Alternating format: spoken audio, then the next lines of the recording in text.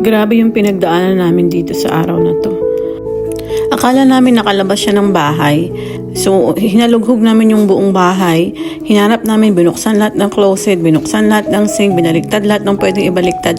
Hindi namin siya mahanap for 2 hours. Ang ending, wala. 2 oras, wala kaming nakikitang Oreo. As in. Si Anthony talagang iyak na ng iyak. Ang mga pusa kasi namin is plainly, lang sila indoor. Hindi sila makaka-survive outdoor. Kung sakaling mawala sila, hindi nila kakayanin sa labas.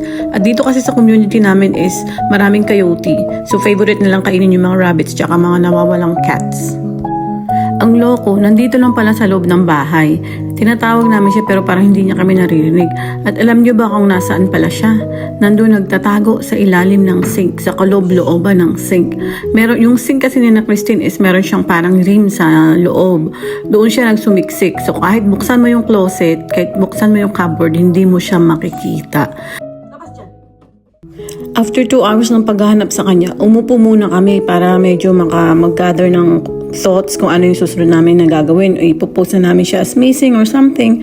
Tapos nung nakaupo ako sa couch, may narinig akong tumalon galing sa washroom. Tapos pagtingin ko sa pinto, OMG, nandun ang loko.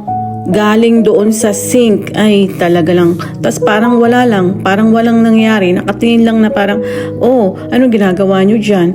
Ay, nako. Loko talaga si Oreo. Tinakot talaga kami lahat. Pero pasalamat na rin kami sa Diyos kasi hindi talaga pala siya nawala. Nandyan lang siya sa gilid-gilid.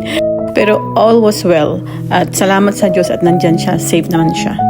Bumili kami ng pet tracker. Yung air tag. Ilalagay mo siya sa harness. Tapos maita-track mo siya. Connect mo siya sa phone. Tapos malalaman mo yung location niya.